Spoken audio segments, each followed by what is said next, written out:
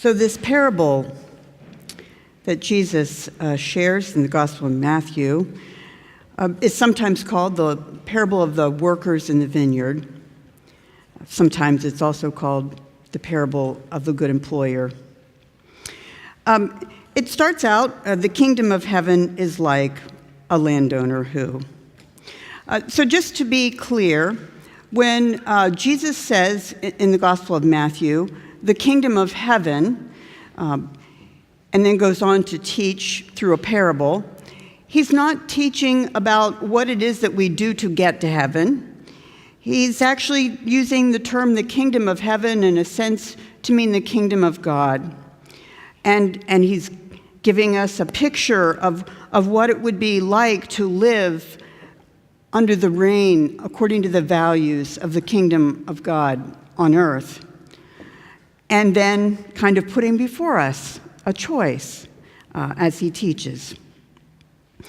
So you may have heard the parable before, but I want to go back over a few details so we can make note of some distinctions through the story. There's a pretty common scene here. A landowner has a vineyard.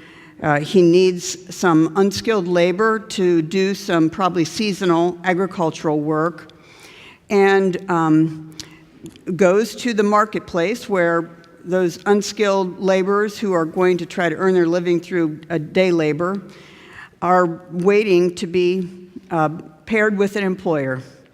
And he goes early in the morning, and with the first group of people who are there, and I imagine there are other employers also trying to get people to work for the day, he basically has an oral contract with them where he says, I'll pay you a denarian.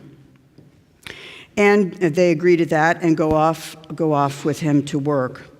And the denarian, just so you know what Jesus' hearers would have known automatically, the denarian was equivalent to a normal day's pay for manual labor hired for the day. But it wasn't a generous pay. It was barely enough to maintain a family at the subsistence level. So then the owner goes back other times, goes back early in the morning, not a little bit later at 9 o'clock, and then at noon and 3 o'clock, and sees people standing there not working, and says, come work in my vineyard, I'll pay you what's right. So they go off to work, not with an actual kind of contract from the employer. They go off to work. Now they don't have a lot of bargaining power, right? Middle of the day. A lot of the employers have already come and gone. And so whatever's right. So they're trusting, in a sense, that the employer will do the right thing and treat them fairly. And then at 5 o'clock, when there would have been just probably an hour left in the workday, he goes back one more time and sees people standing around and must need more work done. So actually, to this group, he asks a question. And the question maybe implies a little bit of judgment on his part. Why are you just standing here all day doing nothing? And they answer him, because no one will hire us. And he says, come along, work, and they go and work. And then at the end of the day, does anyone mind if I take this? I just can't keep this. It's not made for it's not made for women's shoulders. He says, can you come and get paid now? And he has the manager, for some reason, deal with, and this is where the story gets a little different than what you might expect if you were a person in Jesus' time. He has the people who started last get paid first. So they're the 5 o'clock workers come, and the people near the end of the line see them getting a denarian, the 3 o'clock workers a denarian, the noon workers a denarian, the 9 o'clock workers a denarian, and by the time the people who have worked all day in the hot sun come up, well, lo and behold, they get the same thing. I imagine they'd had a little time to form an anticipation that they might get a little bit more. And so they grumble. And their assumption in their grumbling is kind of a fairness principle. Well, why would you grumble if you got paid what you'd agreed to, except that you saw other people who worked much less getting paid the same? You might say equal pay for equal work. They've gotten paid this amount. I should be getting more. So how many people kind of hear that story and feel pretty empathetic with the grumblers?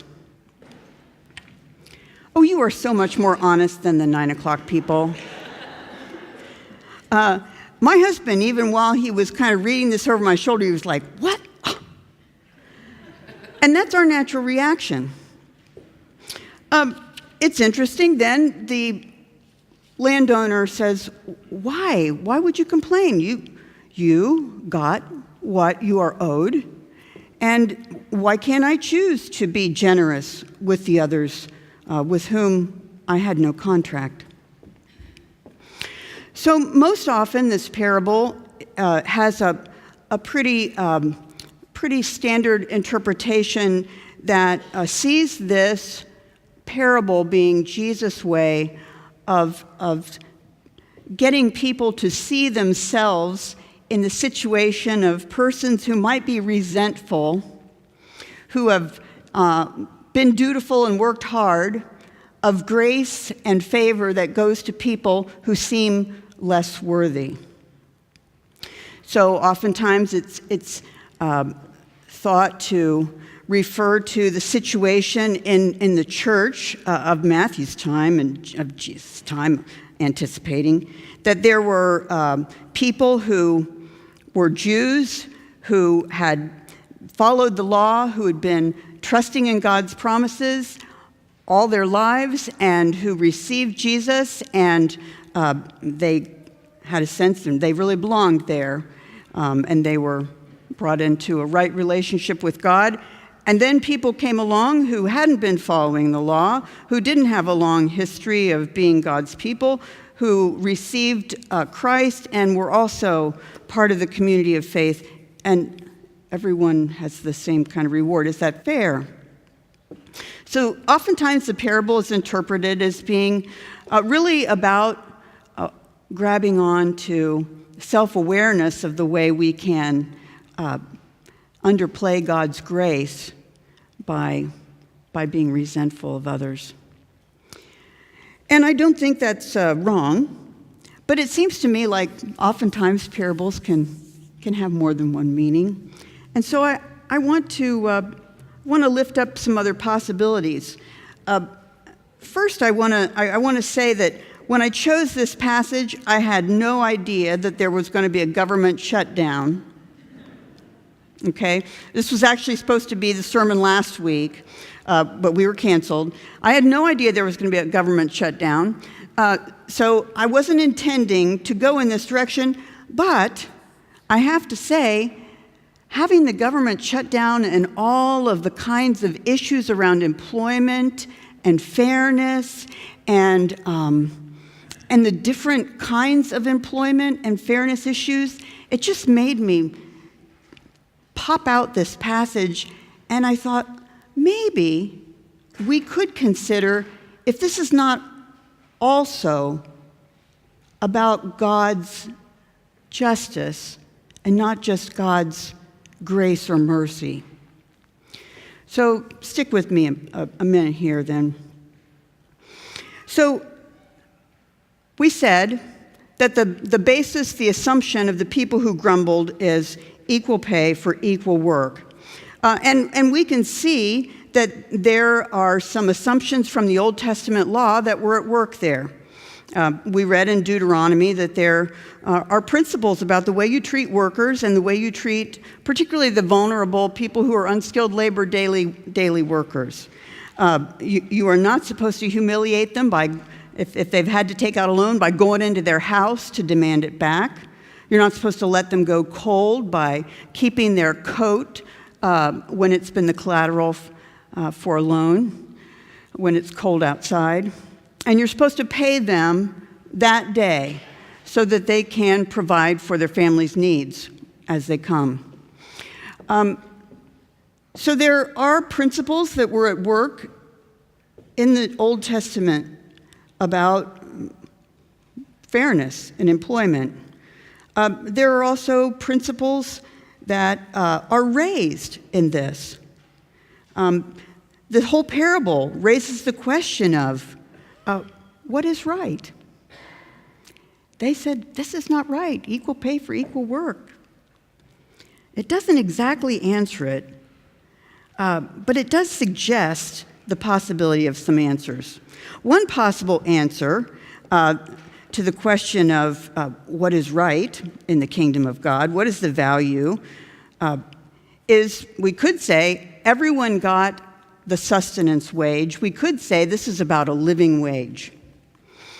And that would be another principle we could take from this. We could see that the principle that everybody should earn enough to live on, no matter how much they work, could have some difficulties in its implementation. And I think this passage is probably really not giving an alternate law. I think this passage is telling us more about what values are contained in the way we think of justice. So let me go back to the details of the story. You can imagine lots of reasons why someone who wants to work doesn't make it to the marketplace to get employed as early as somebody else. Just this week, my mom has been in and out of the hospital, and that means I need to take care of multiple things, shift things around. It has made my regular work schedule more difficult. Fortunately, I have some flexibility with that, but not everybody does. So you can fill in a whole bunch of scenarios where people who want to work and are trying to work or doing the right thing cannot get into the marketplace first thing in the morning. The employer seems to know that. But he does ask the question near the end of the day, well, you've been here all day long, why aren't you working? And they say, nobody's hired us. Well, again, in our modern world, we can think of lots of categories of people for whom nobody will hire us applies. People who have experienced racial prejudice. Sometimes there have been studies that have shown that names that don't seem as white as other names don't get callbacks as readily, even with the same qualifications. There are other reasons people can be just written off from employment.